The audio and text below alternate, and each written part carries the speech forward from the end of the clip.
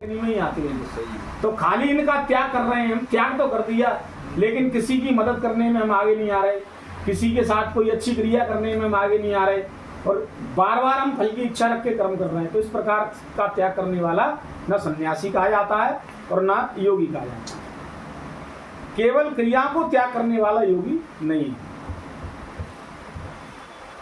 अगले श्लोक में भगवान कह रहे हैं यम संन्यासमिति प्राहुर योगम तम वृद्धि पांडव नाहास्य नस्त संकल्पो योगी भवति कंचन। हे अर्जुन, जिसको संन्यास ऐसा कहते हैं उसी को तू योग जान।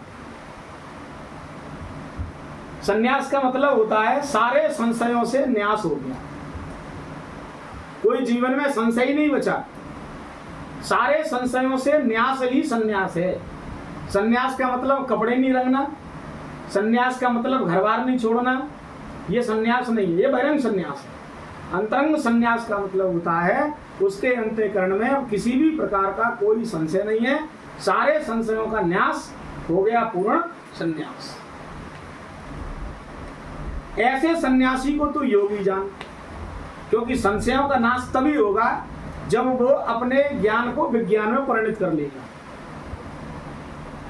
जब ज्ञान विज्ञान में परिणत होगा तभी तो संशय का नाश होगा।